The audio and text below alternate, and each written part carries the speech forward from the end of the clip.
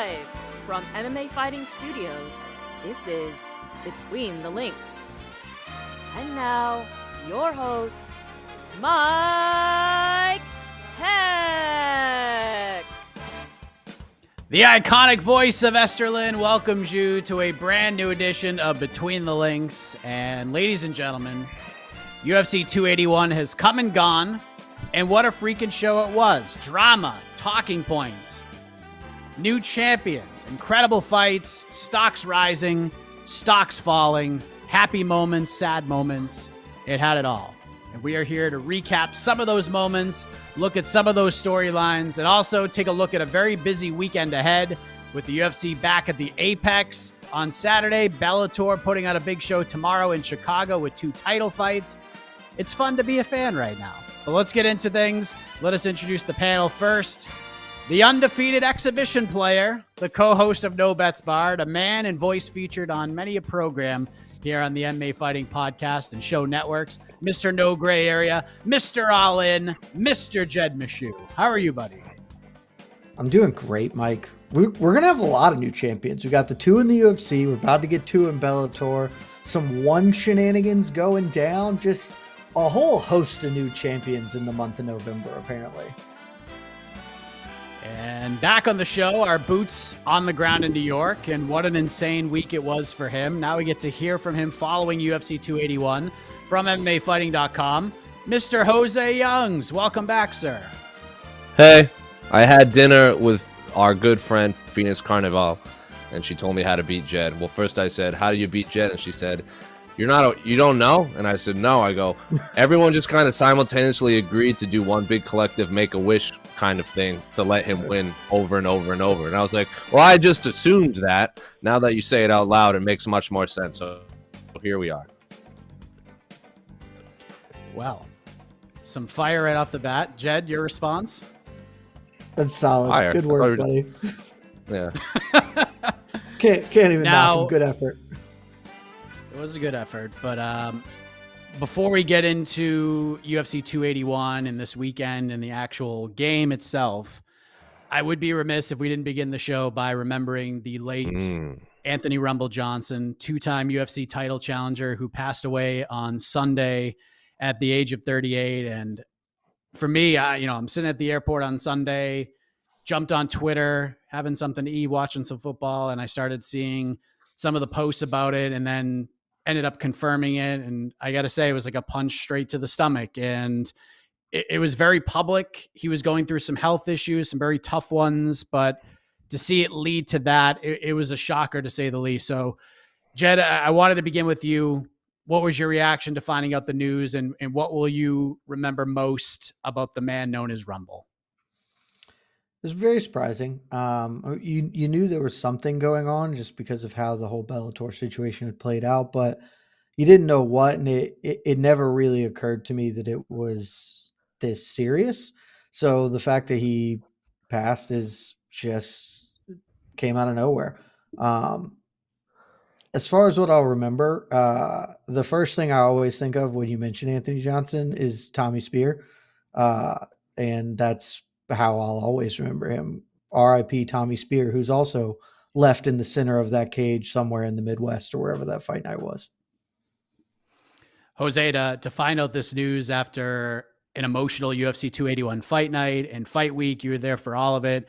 To hear about this on Sunday, man, just tough to digest. What was your reaction, and what will you remember? Man, I'm really glad I'm not glad it happened, but the timing of the news, I wish it didn't happen.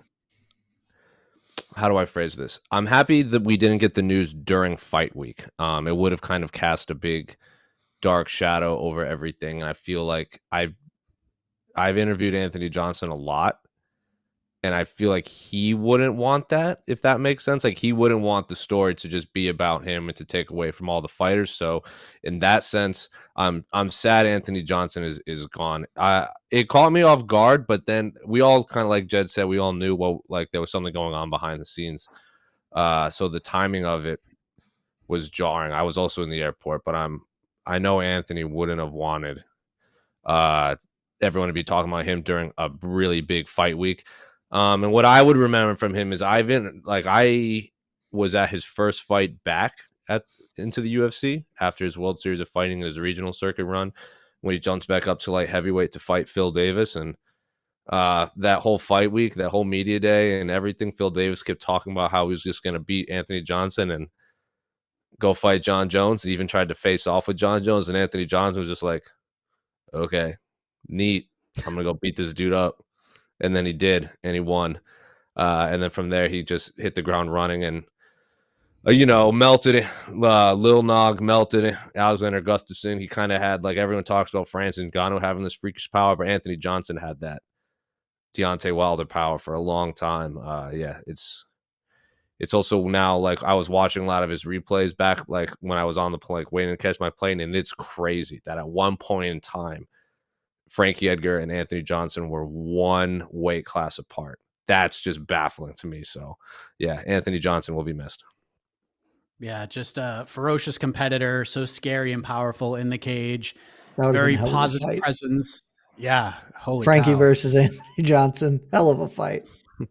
Yeah, just like I said, just a positive presence outside of the cage. And I didn't get to talk to him a ton, but he was always great to me. Only had a chance to speak with him maybe a few times. I was in scenic Uncasville, Connecticut for what ended up being the final fight of his MMA career against Jose Augusto for Bellator. Tough start after his long layoff, ended up putting Jose Augusto away. And he spent the entire post-fight interview apologizing to the fans and said it was the worst performance of his career, said he never felt more disgusted with any performance, win or loss. And he just spent that whole scrum just apologizing and promising that he would come back better. And he was about to go fight for the title in his next fight against Vadim Nemkov as part of that Grand Prix. And I just remember hearing him talk like that, even after the long layoff, didn't use that as an excuse at all. And then we just never got the chance to see him compete again. And man, it's just tough. And you look back on the Daniel Cormier fights, and at one point, him and John Jones had that memorable face-off, fooling Dana White. And you just think if he fought anybody else but DC in that spot, maybe we wouldn't be talking about him as a two-time title challenger. We'd be talking about him as a former champion. And kind of building on to the point that Jose said, the fact that he ever made 170 pounds, let alone as many times as he did, just unbelievable. But very sad news. Rest in peace, Rumble. Our condolences go out to his family, close friends, training partners, and everybody else. There was a point, Casey, remember when we had to, I know Casey's behind the scenes right now, but we went and covered the Dominance MMA Media Day in LA once at Tyson's Ranch. And that was when Anthony was getting ready to come back. And he's like, who's the scariest heavyweight in the UFC? And everyone was like, Francis Ngannou. He's like, all right, I'll fight him. And I was like, Jesus Christ. Like, this man is a psycho. What a freaking fight that would have been. But pretty hard to... Before we move on, I just want to drop my Anthony Johnson story. Sure. When I was working for World Series of Fighting, I actually was sent out to Florida to do a piece on Anthony Johnson, who was fighting Andre Arlovski? I think Andre Arlovski at the time. And I just want to say, like, honestly, I kind of had mixed emotions about Anthony Johnson, because he was a complicated human, it was more than just a fighter, but I'm not here to talk about that. But when I met him, he was super professional. He let us shoot whatever. And then, most importantly, with the funnest part, he took us to this little, this motorcycle garage. And he just showed us all these cool motorcycles, and he had all these dogs there, and his love for dogs and everything. So I was like, oh, Anthony Johnson loves his dog. So it was really nice meeting him and kind of hanging out with him for a few hours. Not doing the how you gonna win this fight types, just shooting the shit with him. So he was a cool dude and super nice, and it was just nice. I got to meet a lot of his friends and people outside of the fight world. So it was a great opportunity, great honor to kind of be out there and kind of just see the real Anthony Johnson beyond just the punching people part. So that's all. Well, he would have beat John Jones too. Oh yeah. I would have totally picked him over John Jones. Yeah, matchup wise, but yeah. Every time the man got poked in the eyes, he did something incredibly violent afterwards. John's just boned. Like, he's screwed. His best weapon, no longer an option. just powers Rumble up.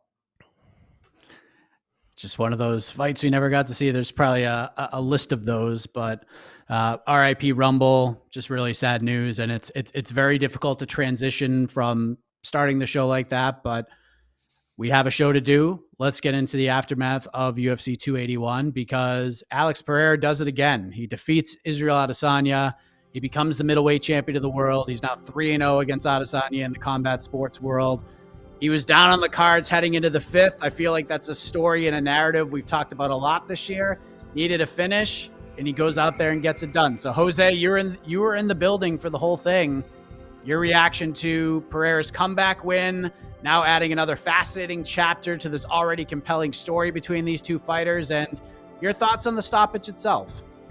I didn't have a problem with the stoppage. I know a lot of people are complaining about it. I get what you're saying is like, people want to go out on their shield. I've been knocked out in an amateur fight to the point where I have no recollection of the fight. It's not great. It is not great losing an entire day of your life that you will never, ever get back. So all of this go out on your shield talk from fans or media members, that's very silly. Getting knocked out unconscious is never a good thing. And one aspect of the knockout that I don't think a lot of people are talking about, like I haven't seen anyone talk about, is if you watch that uppercut, everyone's talking about the uppercut to the jaw. Look at where Israel Adesanya's head went. He was right up against the fence on the bar that runs vertical or horizontal, and his head literally clangs off the bar, the back of his head. His head was dribbled against basically a metal pole with like a couple inches of padding. That'll rock you anytime. And that's been the big argument. I've seen like the best argument for soccer kicks being disallowed in the UFC, because if your head is against the cage and you get soccer kicked and your head has nowhere to go, you're probably dying. So Israel Adesanya's head got dribbled off a metal pole after getting punched in the jaw, and I get what he's saying because it's him saying it. He was fine, but he also says, I don't blame him. Eugene Behrman seems to have, he said Eugene talked to him backstage and he kind of calmed him down. Eugene Behrman has literally seen fighters die in the cage. So he doesn't want his fighters to go out like that. So I'm going to let him, if Eugene Behrman, the head coach, doesn't have any massive complaints about it, I don't think anyone should. Israel Adesanya might be a little disappointed because of how the Kelvin Gastelum fight went. I get that too. Me personally, Jose Youngs, I had no problem with the stoppage. Israel Adesanya has seemed to move on already. After today, I'm over it. I've moved on after that day because it's in the past. Not the case with most media members and fans and so on and so forth. I know Matt Brown did just an interview with our own David Martin saying fighters want to go out on their shields. I get it. I don't want to see it. I have no problem with the stoppage. Yeah, to me, the body language told everything. That just was enough for me. And Adesanya might have been kind of using it as a defensive mechanism. At least that's what he says. He's waiting for Pereira to sort of gas himself out. But I didn't have a real issue with the stoppage. But Jed, how do you feel about it all 5 days later? Just the win, the finish, the story, and your thoughts on the stoppage? No issue with the stoppage. I actually think that stoppage is better than I first gave it credit for. I think it's pretty close to exactly spot on. Yeah, I know fighters want to go out on their shield. I don't really care what fighters want because that's the point of not allowing fighters to dictate things like this, because fighters will die in the cage because they're crazy people. And the entire point is to not let them do that. That's why corners should stop fights when a fighter can't win and is taking too much damage. That's why Mark Goddard should have stepped in here. The Gastelum fight, which Izzy brought up, after rewatching it, that's an awful non-stoppage by Goddard, actually. And I know Izzy came back and was like, well, you let that go on. Two wrongs don't make a right. That fight 1000% should have been stopped. If you go rewatch it, the fact that Gastelum makes it to the end does not mean that he should not have been finished. Goddard shouldn't have jumped in and saved him like 3 or 4 different times during that final barrage. I don't want to call Izzy a liar because I don't think that that's necessarily the right term. I think he is maybe painting this picture in a more favorable light to himself because everybody does this. Everybody doesn't it's tough to be entirely open and self-aware about things, and you can handle something well but still feel like, oh, well, I had something here. If you go back and watch that finish, it is generous to say that Izzy is trying to gas him out. You can say that Izzy is trying to not die. Like, he is trying to survive, but his hands are close to his waist. He is not, for all he says about looking up, he's staring at the ground. Watch from any angle. At the end of that combination, he is no longer looking up to see the arms. His head's down and he's weaving. Like, that's not intelligent defense. And if that is your defense, the most generous interpretation of saying, sure, well, you did a dumb thing and you got a dumb prize. Play stupid games, get stupid prizes. Do real defense. Don't do whatever that was. So I think that's why he can't really be that upset by it, because deep down he knows that's maybe he could have survived if the fight goes on. I'm not saying that he was about to get iced, but there's no issue with that stoppage whatsoever. If you just watch it a bunch, it's fine. As far as the fight goes, it was a great fight. And it's weird because I didn't have the balls to pick Pereira beforehand, and yet that fight played out sort of exactly like I thought it could, because Izzy just like refuses to acknowledge that sometime accepting more short-term risk is in fact less dangerous than spending 25 minutes fighting that man. And he said it when he went on an Ariel show this week. He was like, I had him hurt at the end of the first round. If I had, 5 more seconds, I would have finished him. Absolutely true. No, don't disagree with that at all. But I didn't come out and charge him in the second round. And, Eugene told me he won the second round because I'm not going to press and open myself up to damage. I'm going to let the knockout present itself. Well, it didn't. The knockout didn't present itself. In fact, you got knocked out because you didn't press the advantage when you had it. He is the second greatest middleweight of all time, one of the 15 to 10 best fighters of all time. But it seems that he really cannot accept that sometimes you just got to throw yourself into the fire and trust that you can pull yourself out of it. And this feels really dumb for me, Jed Meshew, not professional fighter, to be lecturing Israel Adesanya, one of the 15 best fighters of all time. But it's his words, like, I'm just going to let the knockout present itself. Well, it did. It presented itself for Alex Pereira, who just came forward and said, F it. I'm going to get in your grill and we're going to see what happens this final 5. Sometimes that's how you have to fight. And that is less risky than saying, I'm going to try and be perfect for 25. It's so tough. And despite the fact that he's now fought this man 3 times, Izzy can't seem to get past that. He believes that he can fight perfectly and do it. And he can. But when they inevitably fight a 4th time, I'm going to pick Pereira, because I know that when the chips are down, he is going to throttle up and try and do something about it. And I don't know that Izzy is going to be able to stop it again, because he just seems impossible to do that. Now, Jed, you are a man who on many a show on the podcast network, you have shared that you are not a fan of immediate rematches. You accept them, but you're not a huge fan of them. And we've had a year where, like I said earlier, these title fights have come down to the challenger needing a finish in the 5th round, and then they go out and get it. And we saw that Glover Yuri was rebooked, at least the rematch coming up in a couple of weeks.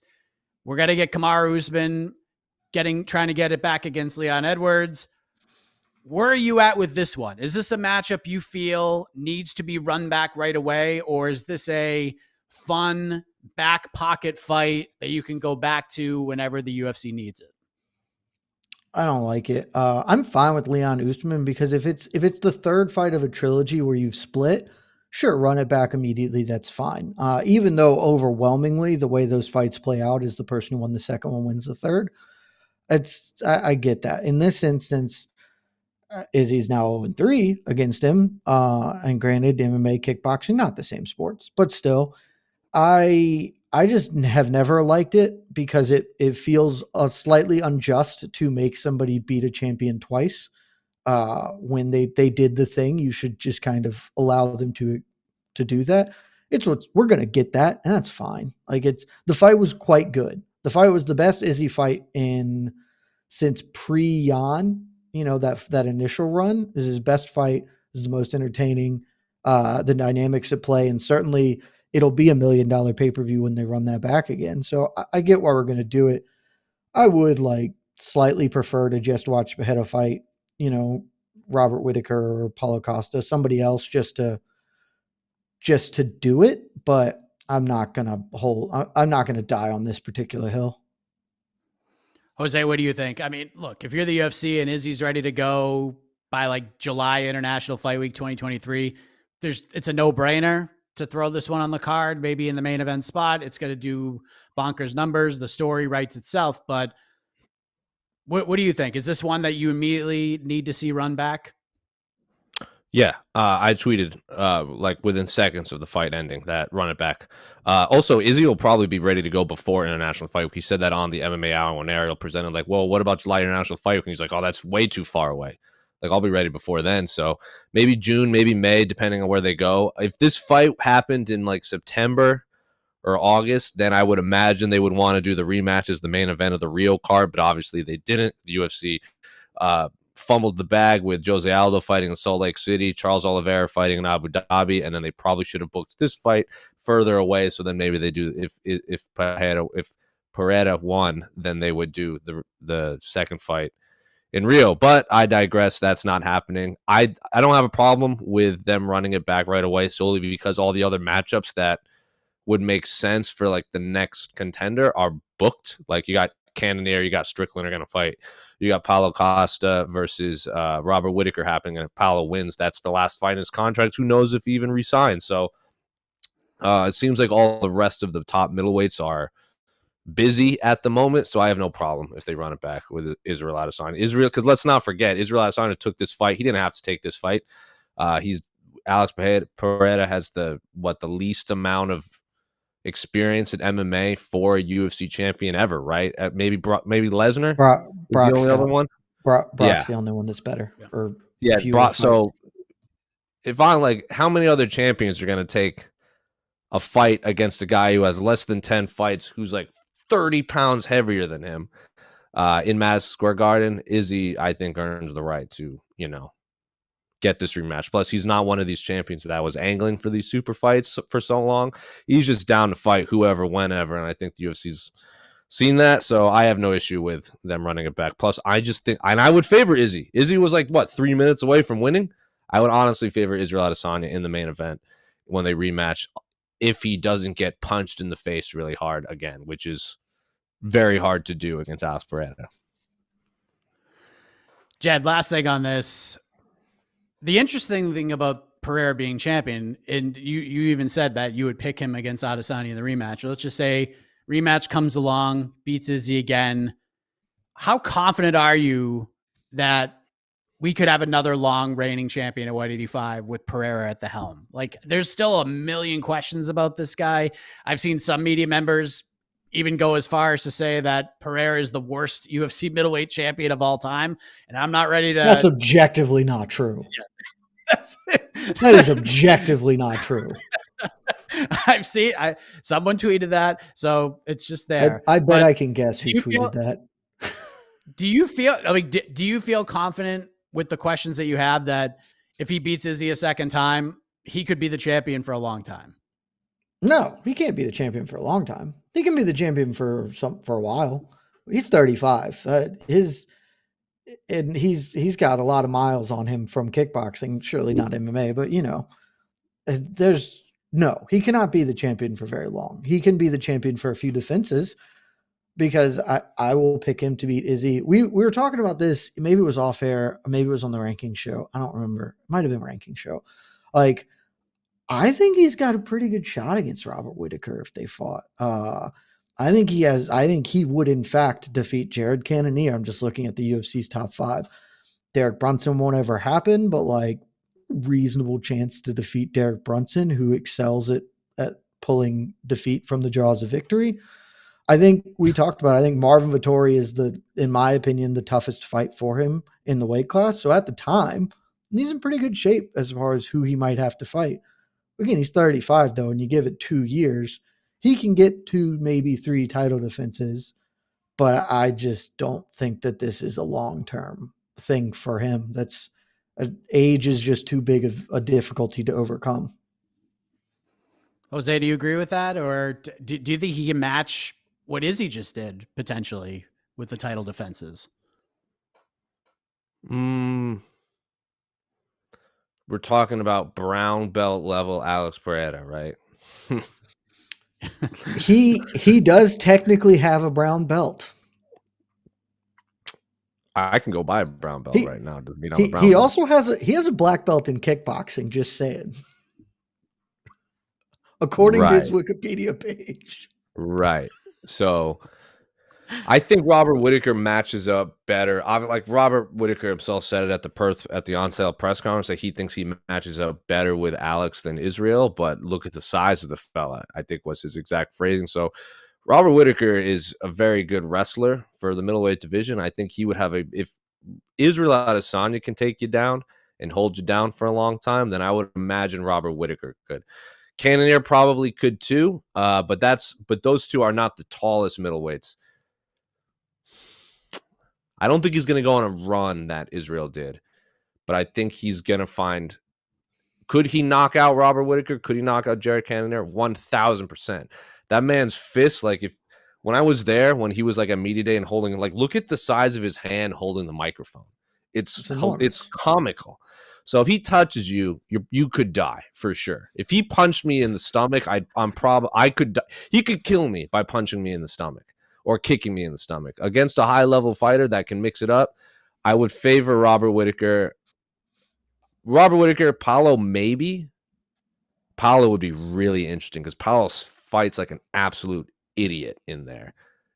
But he has good grappling. Paulo has very underrated grappling. So if Paulo actually listens to a game plan, which is a lot, if anything, can get inside that brain of his. But if he listens to the game plan, Paulo could win. Robert Whittaker could win. Cannonier would be weird. I think I would favor Israel and Rob against him. Everyone else, I would favor Alex Pereira. Well, that is the main event. A lot still to get to. Here's the truth. Honestly, I don't really care about the Izzy rematch. Like, it's fine. We do it, whatever. I kind of just want to see this dude at light heavyweight because he's enormous. And frankly, the fights at light heavyweight are substantially more fun. Like, if Whittaker beats him, he's just going to tackle him and tap him. Like, it's not going to be that interesting or fun. But I want to watch this dude just chuck mitts with Jan Blachowicz. Like, that would be fun as hell. Him and Yuri would be awesome. Let's do that. Let's do light heavyweight Alex Pereira is way more fun. Yeah, vacate the title and then do that. Just and immediately, I'd be all in. Immediately dump the middleweight belt just as a real thumb in the eye to Izzy. She's like, I don't need this. That would be hilarious. But let us move on. The point for round one goes to...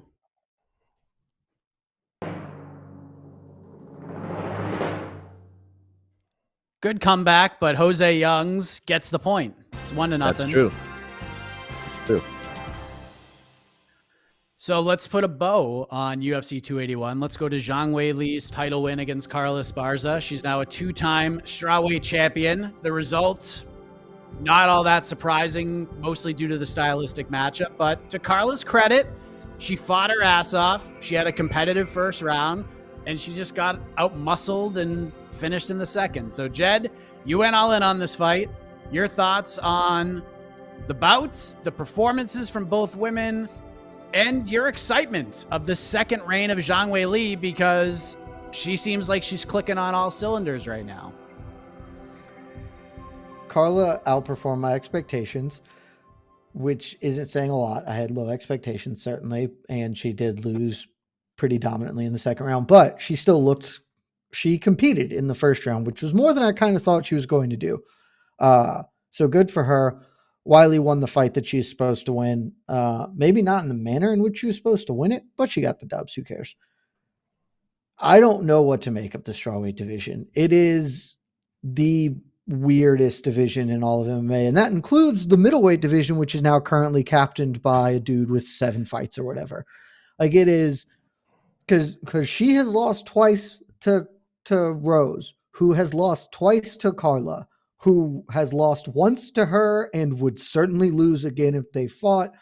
You've got Jessica Andrade hanging around, who, like, is 1-1 with Rose, but really probably should be 2-0 against Rose, but is so super dominantly 0-1 against Weili that it's tough for me to. I'm about as big a Jessica Andrade person as there is. It's tough for me to be like, she will avenge the Weili loss because of the manner in which she was absolutely rinsed in that fight. So I don't know who the best fighter in this weight class is. Maybe it's all of them. Maybe it's none of them. Who can say? And then Amanda Lemos is now like involved, even though she also got dominated by Andrade. It's the weirdest, there's the most parity in this weight class of any other class. And honestly, arguably of any weight class in like the history of the modern UFC. Belts haven't ever changed hands this frequently. I mean, there was that run at light heavyweight where it was changing hands every stretch until John Jones came and just dominated. And it wouldn't totally shock me if maybe Weili is just, now she's here, she has clicked, everything has fallen into line, and she can win a Rose 3 match and go on to defend the belt for a while. But I don't know what to make of this weight class, man. What do we do? Who's the best fighter in it? I know who the best 5 people are. And then after that, it's a crapshoot. And inside of that 5, roll the dice. Any given day, somebody's going to be the best fighter in the world, which is kind of fun, but it's also very different to our normal way of consumption of the sport. So it's also a little frustrating in some ways. It's very weird. Jose, your thoughts on Zhang's performance? And now with her taking over the helm, so to speak, as the champ, the state of the strawweight division. I picked Weili to win. I didn't pick her to win it that way. I thought it would be more of like she just hurts Carla and then just like melts her. But Carla, to her credit, was performing how she should have been, like lots of scrambles, shooting for the takedowns, just getting Weili kind of work. Like Weili, I think, is a very underrated wrestler, defensive wrestler specifically for this division, specifically because she's just such a freak athlete in there. So Carla's game plan was smart. Weili was just very prepared too, and just snatched up a neck in a very bizarre rear naked choke. I don't think anyone that was a weird rear naked choke to me. So yeah, everyone kind of thought this was a formality that she would win. I felt really bad for Carla all fight week. Everyone was just like, "You're gonna die in there, and we're gonna boo the hell out of you in Madison Square Garden," even though you're quote unquote fighting for America, as she said. Felt very bad for her. I thought a lot of it was she was unjustly hated all fight week.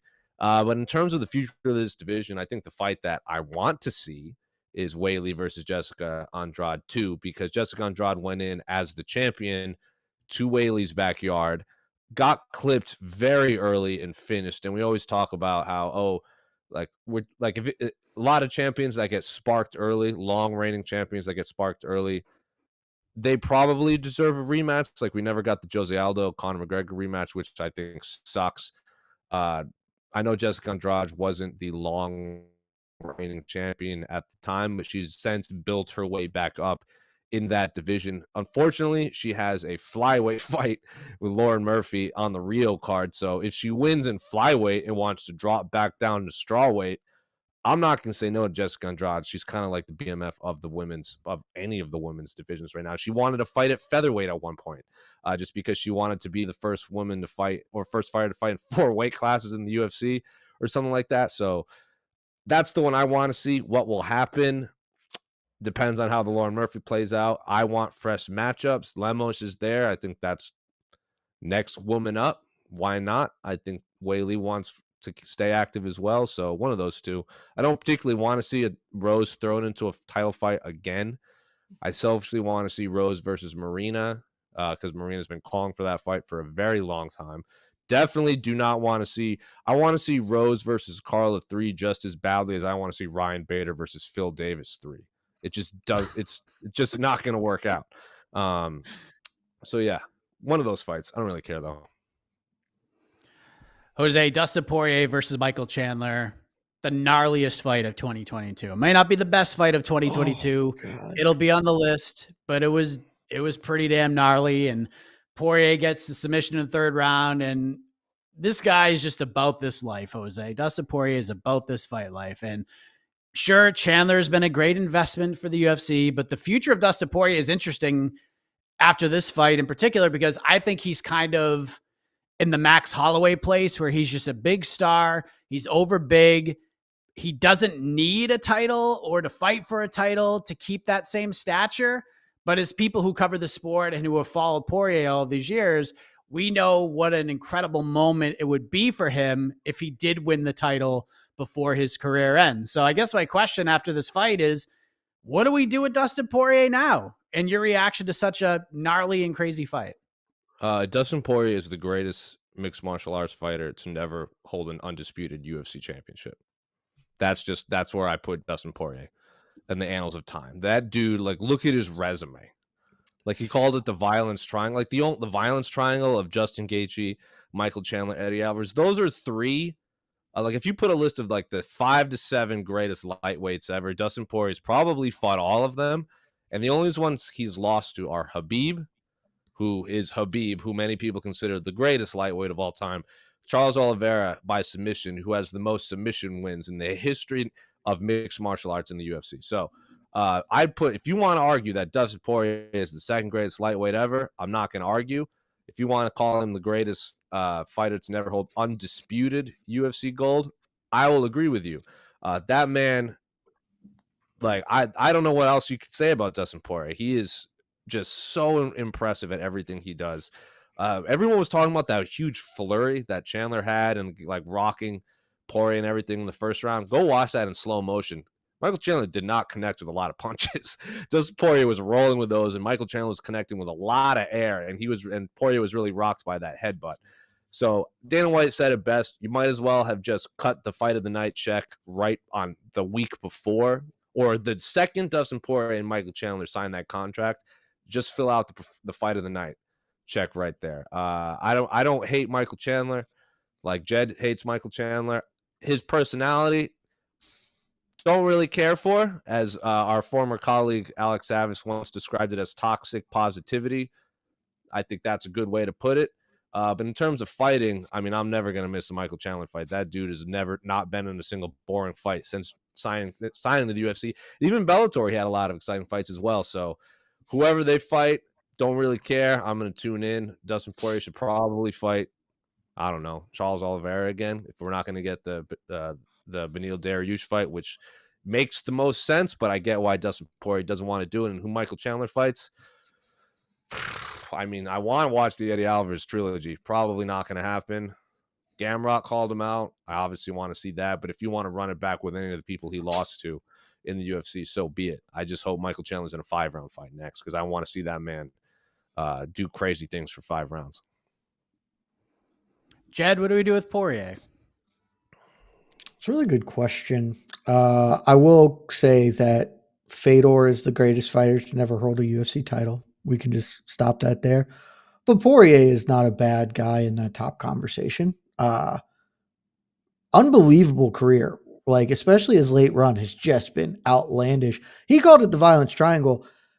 It's just like, that's not doing a credit to all the other dudes he's fought, because Max Holloway and Conor McGregor are two of the most violent dudes who have ever competed in the sport as well. And that's the violence pentagon. We could get up in a little bit more if we want to. Add in Chucky Olives, like, he didn't beat Charles, but still, unbelievable run.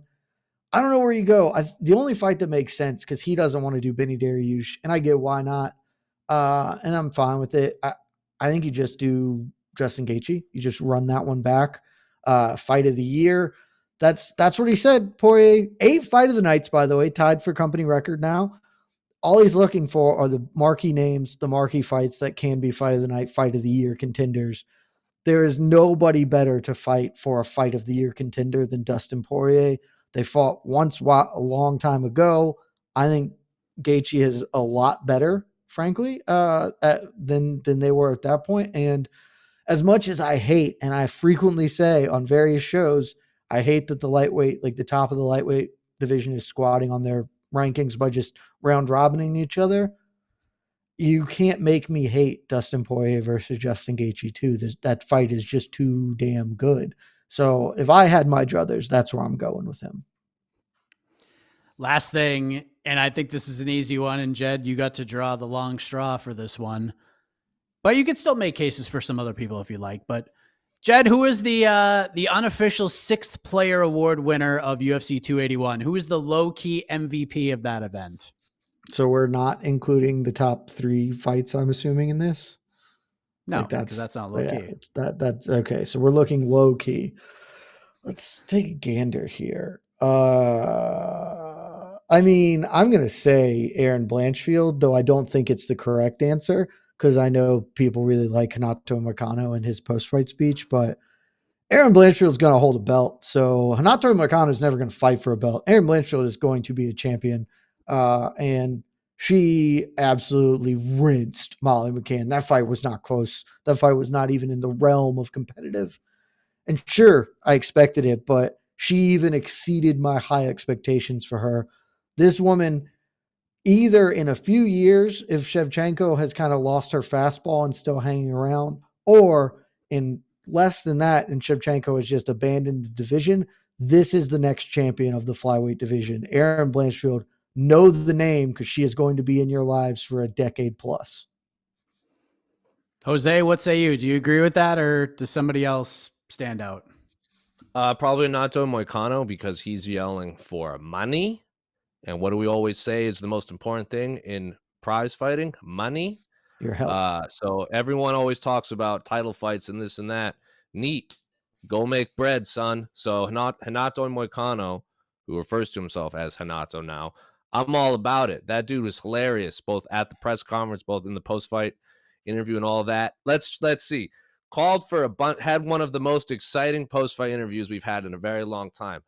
Most of the world didn't hear it. Love everything about that because he swore a lot. Didn't let Joe Rogan ask a question. Love it even more. Came up with a real good catchphrase to the point where people are now trying to give him a new nickname. And he had a name in mind for his next fight and a location. Checks all the boxes. Hanato Moicano, love everything about it. I love this new Money Moicano gimmick, talking about himself in the third person. It's just fantastic. And he probably won't fight for a belt, but stock's rising. His stock rose tremendously. Get that paper, son. Get that money. All right, we will move on. The point for round 2 goes to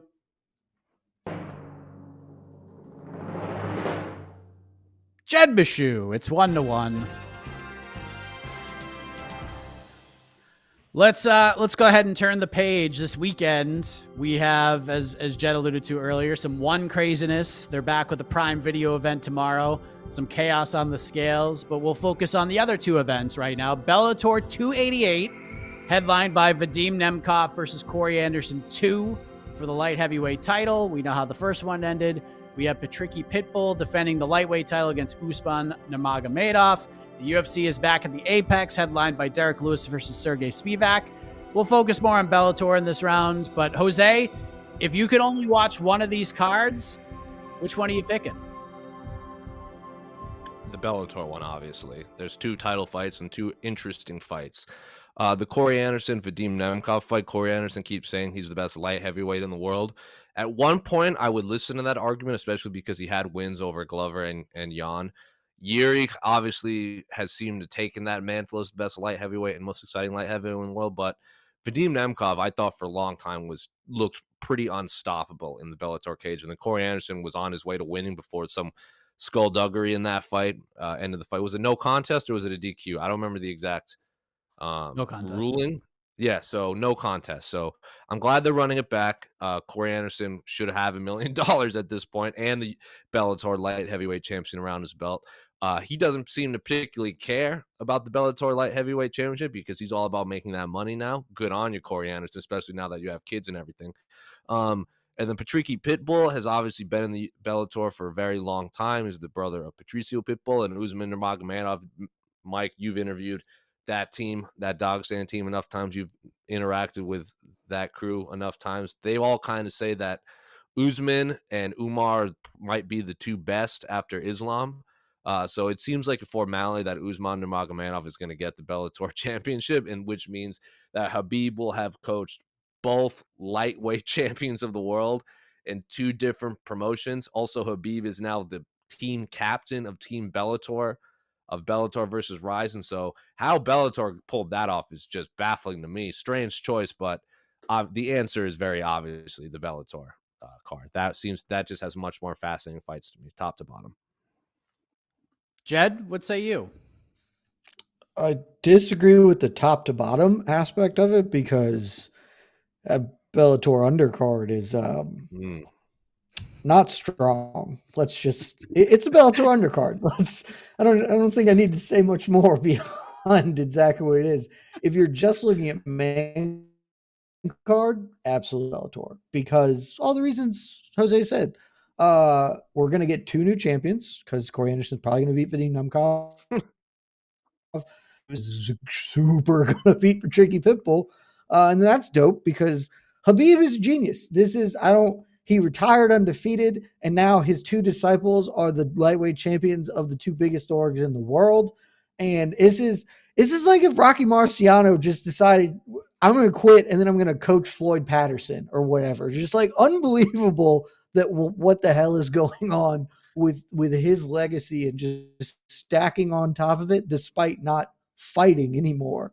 And then Usman's going to be the new figurehead of Bellator because he's like 25 and he's super young. He's really good. He's going to beat the hell out of Patricky, and the lightweight division is not their strongest weight class. So, and outside of that, I mean, Tyrell Fortune, you want to see if that dude keeps developing. The rest of that card is a tough hang. These just really mid all the way through is the problem. The best fight on the UFC card, if you could merge these 2 together, you get one pretty good fight card. Like pretty solid effort here with the 2 Bellator championship fights, maybe mixing a couple of their others. Give me Andre Fialho versus Muslim Salikov. Like that fight's going to rule. But yeah, you got to go Bellator just for the top end. But if you're going to make me watch the whole thing for both of them, I'm going to be pretty sad if I have to sit and watch 14 Bellator fights.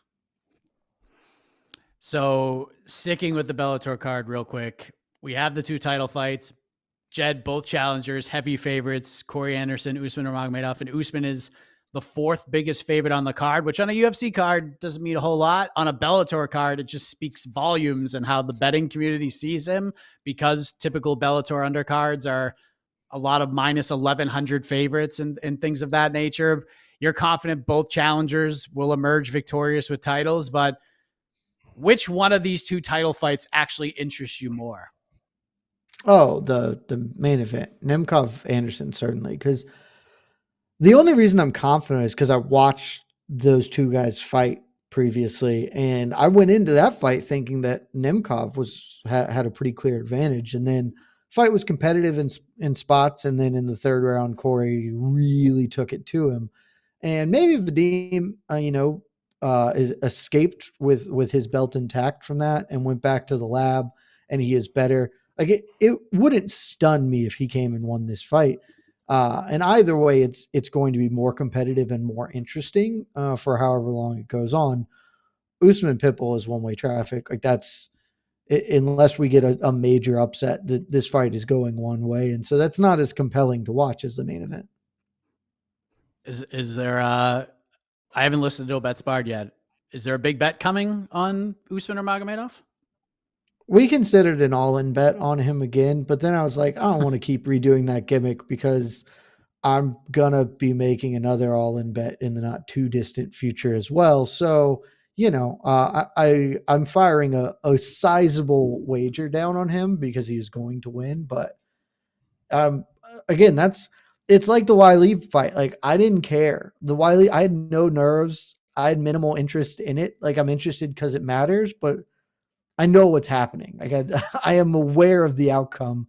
We just have to get to that point in time. Jose, are you with Jed that the main event is the more intriguing fight for you, or are you looking more at the co-main event to see, is Usman Nurmagomedov the dude at 155?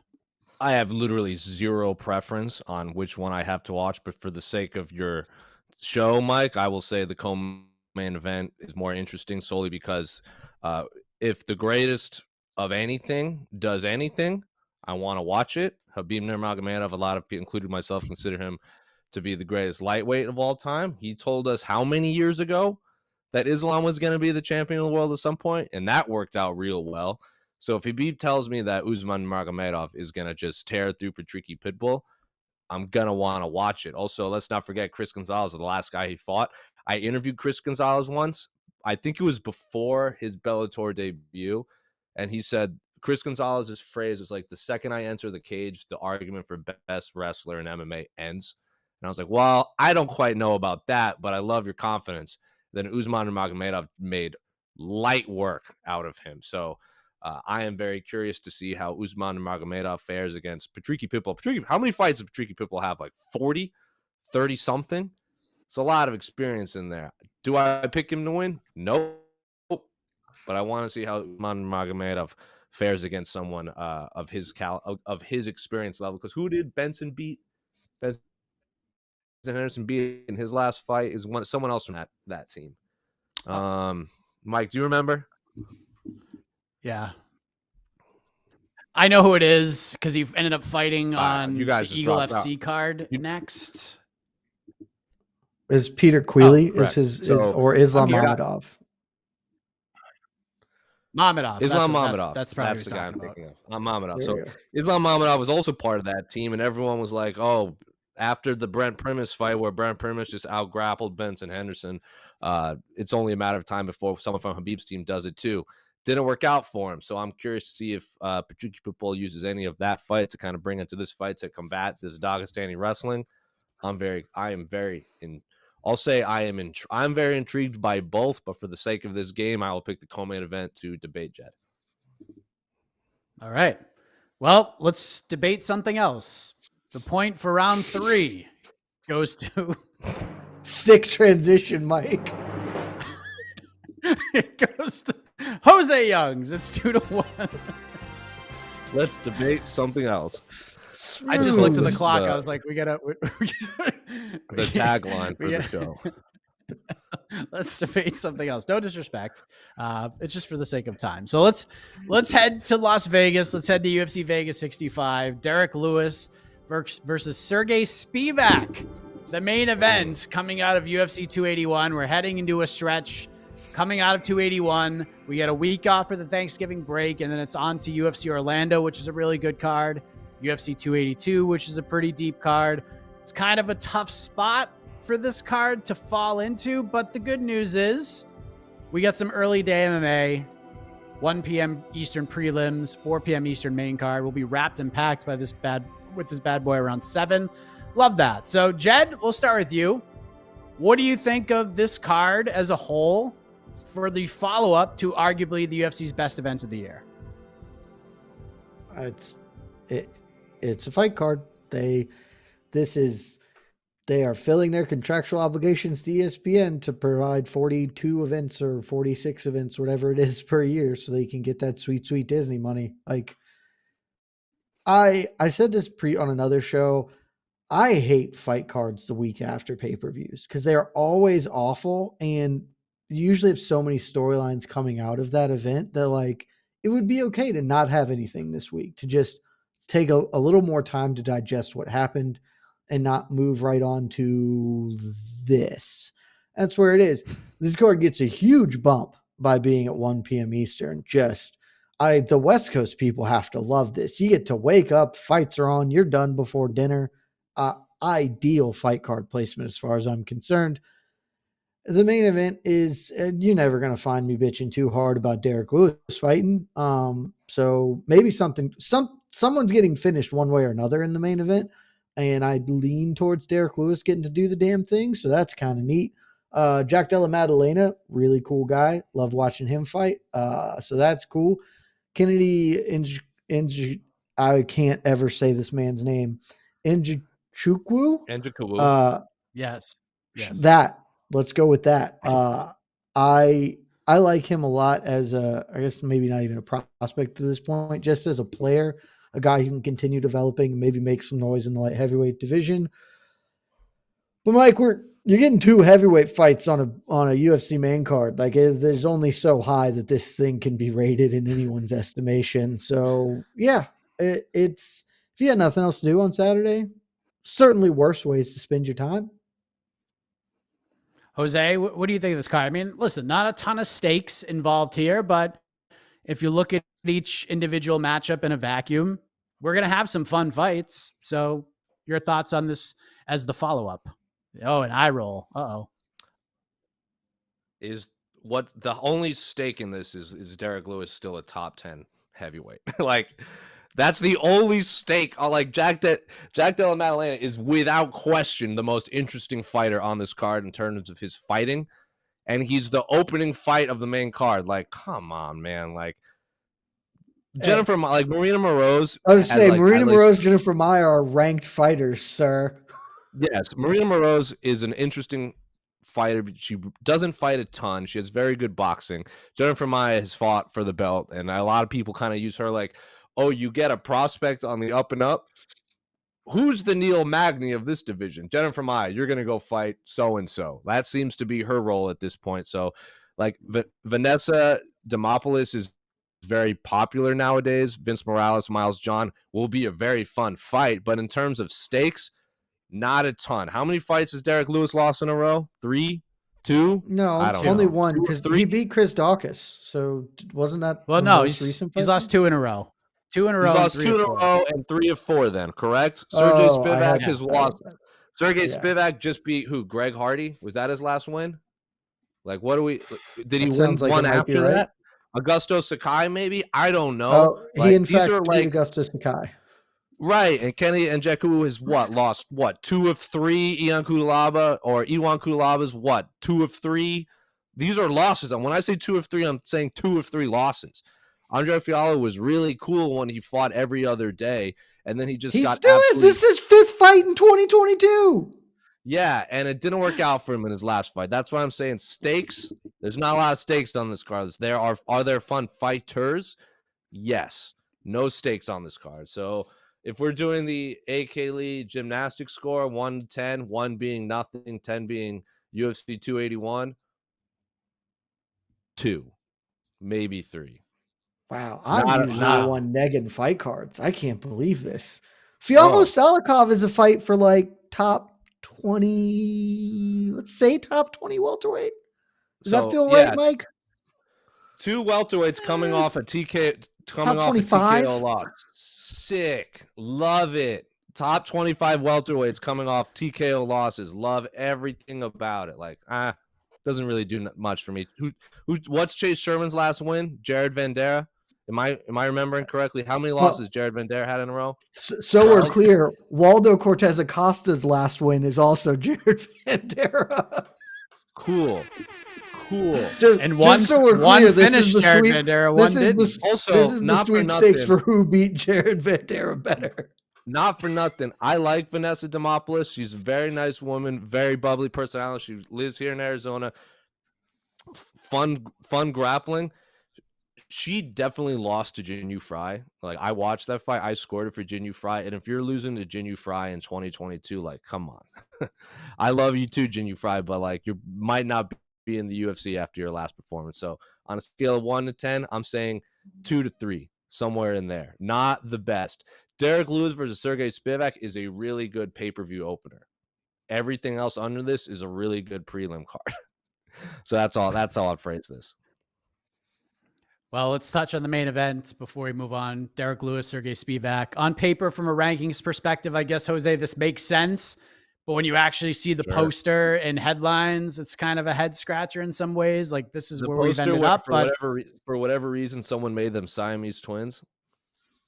It's classic UFC posterizing right there. But movie. Derrick Lewis. Yeah, so would I. Derrick Lewis is a pretty sizable underdog in this fight. This would obviously be a big name for Sergey Spivak to have on his resume. But like you said, Lewis coming in, finished in 2 straight, 3 of his last 4. Is this do or die for the Black Beast? Is this for me? Sorry, you guys cut out for a second. Oh, sorry, you guys cut out for a second. Is this do or die for the Black Beast? I think win or lose, whatever Derrick Lewis does is going to be up to him, because the UFC's really, like, and specifically Dana White, and more importantly, the fans really like Derrick Lewis. Also, the UFC really likes to headline cards with like heavyweights ranked 15 to 7. So I'm going to assume that Derrick Lewis sticks around, win or lose. But if he loses and he doesn't want to fight anymore, that's going to be on him. I don't think the UFC is going to want to cut ties with Derrick Lewis. He's fun. He's exciting. He's a good headliner. You can always throw him on a Texas card. Will he fight in Texas ever again? Probably not.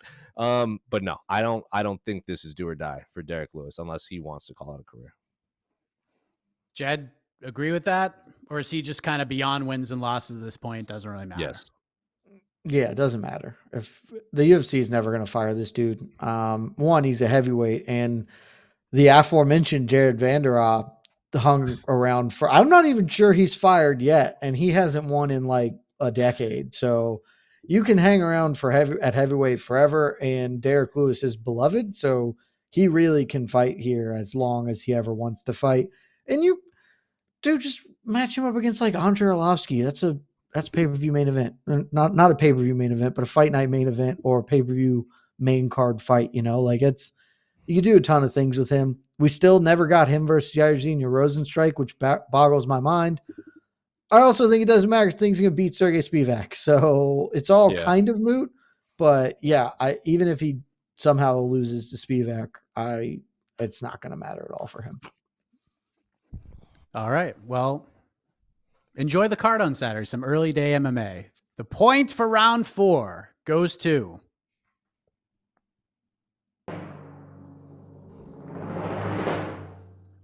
Jed Meshew. It's 2-2. So now we head to the knockout round. A surprising thing has just happened. We've gone through regulation at a tie. This has never happened in the history of the show. Shocking moments here. So we're going to go to the knockout round. One question will decide it all. Both are going to get the same question. They'll each have 1 minute to answer. Once that is done, we'll turn it over to you watching the show right now. You can vote in the poll on who you think wins this exhibition matchup between Jed Meshew and Jose Youngs. Now, this is, I had an idea of where this question was going to go, probably on Saturday, because we got the announcement of Volkanovski versus Makhachev, or Makhachev versus Volkanovski for the lightweight title. And then we got the news that Josh Emmett is fighting Yair Rodriguez for the interim featherweight title in the same card. But then something else happened this week, and this was the no-brainer knockout round question. So, Jed, we will go to you. Do you want to go first, or do you want to pass it on to Jose? Because I'll go first. I'm just trying to think what else happened this week. Well, listen, we have touched on very briefly. We touched on one. We talked UFC. We talked Bellator. But there's another player who has made the news, and that is the Professional Fighters League. Because next Friday, they will be putting on their World Championship event. Their 7-fight main card, which includes 6 title fights, 6 potential 5-round fights, will be on ESPN Plus pay-per-view.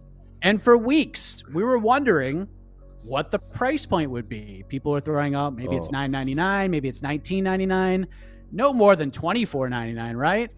PFL says raise $49.99 will be the price tag for their World Championship pay-per-view next Friday.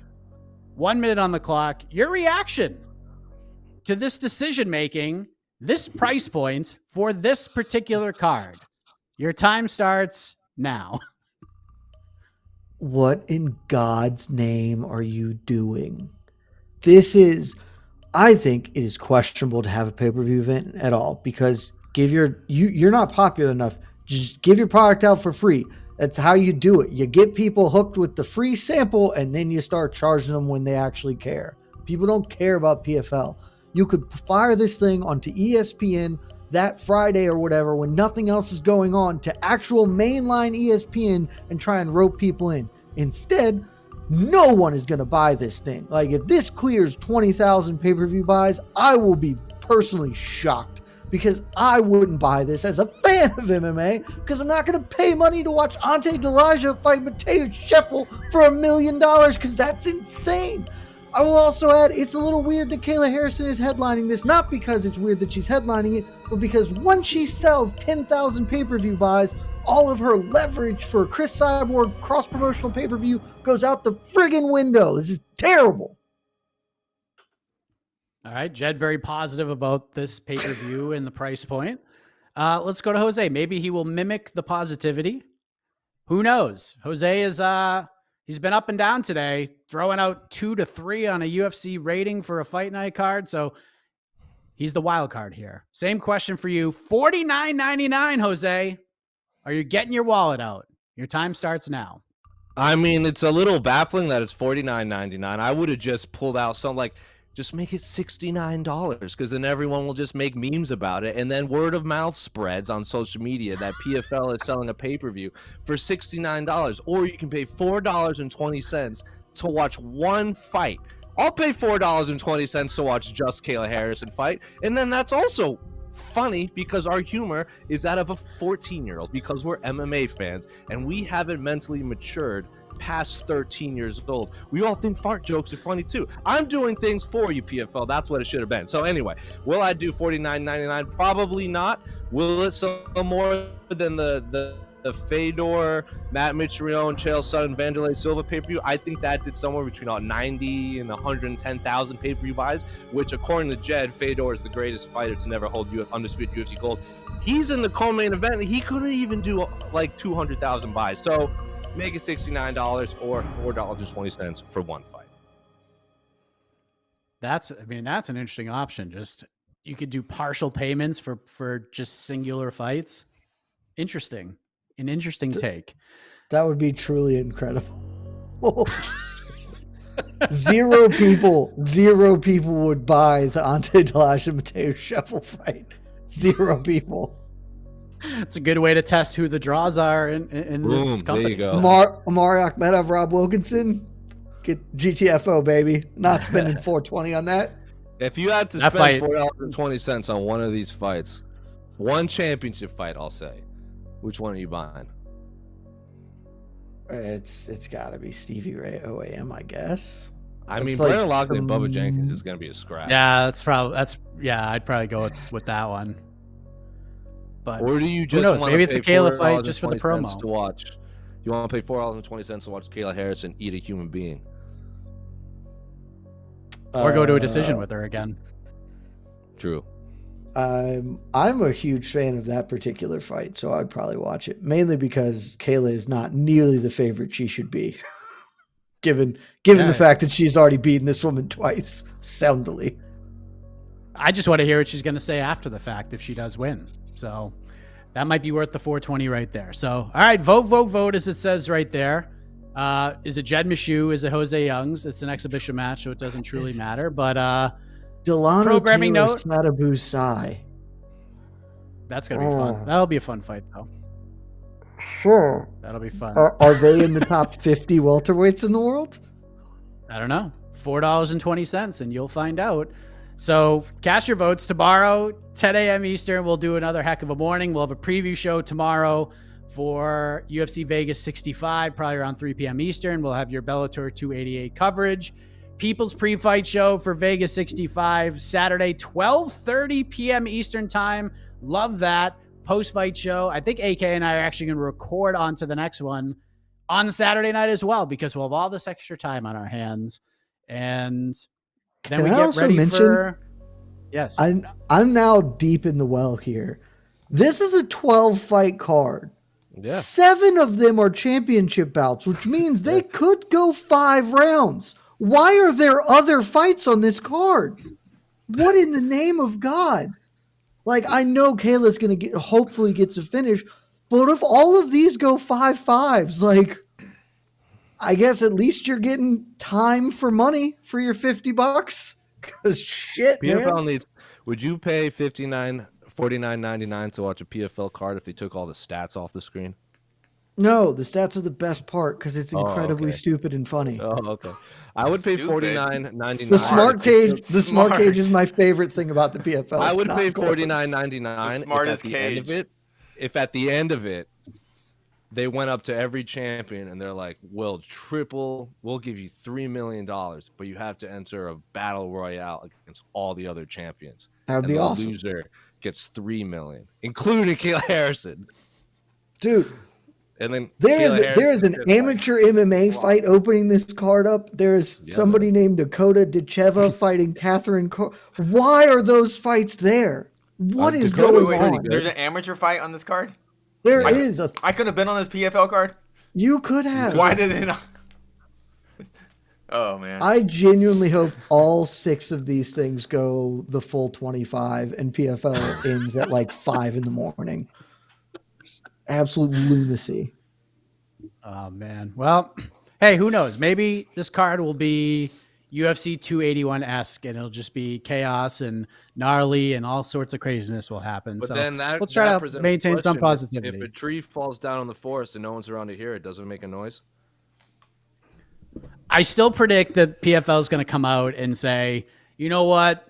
You're the best fans in the world. We're going to give this to you for $5 or something. I think that's a great idea. But if you're going to do that, at least set the price point at 100. So everybody's talking about how insane the 100 thing is, and then you're giving it $100 for free. It's like, hey, look how great we are. Here's $100 bill. It's $1 million to buy the pay-per-view, and then go, you know what? We love the fans. Yeah.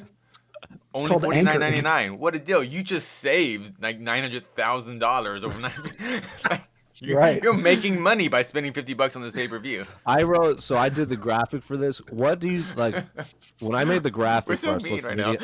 Announcing the price point, the only thing that had more comments was Israel's response to Mark Goddard. I mean, I'm not surprised. The price point for PFL pay-per-view was astronomically higher. Was it a lot of people commenting, "Can't wait to buy this one"? Were those the comments you were getting? People going, "Wow, less than $50." I don't have to spend $69.99 for the. They say they were all, honey. Sorry, I can't get you a Christmas present. I'm buying the PFL pay-per-view. Well, we'll see how it goes. I don't think I've ever been more intrigued about the possibility. I love PFL. You know what? We're not talking about the timing either, because I bet more people would have bought this, but then Taylor Swift put her tickets on sale. Yeah, it's tough. And everybody decided to go to Taylor Swift instead. Those fees get you, bad man. timing, because I could buy the PFL pay-per-view, or I could go watch Taylor Swift live. Crap. I guess I'm gonna go. Yeah, but maybe they gained an advantage since Ticketmaster collapsed and you couldn't buy T-Swift. Maybe they were like, well, since this is broken, let me just shuffle on over to ESPN Plus, lock in my pay-per-view buy right now. That's a good point. There you go. Sandwiched in between 2 UFC cards, and then we get Fight Circus with their big announcement. Hell yeah! Coming up with another event in December, and it's free, I believe. It's free, so they're doing it right. Casey, do we have the headline, Jed? What's the tagline for the new Fight Circus? Was it? Give me Hanukkah Gone Wrongica. Yeah. A tribute to Scrooged. Hanukkah Gone. Oh my gosh! Best promotion in the game, baby. Easily. Oh, you know what? God. Do we have a winner, Casey? Do we have a winner? Sure. It's the PFL. The PFL is the winner. Sure. All this free promo work. Your winner today with 56% of the votes is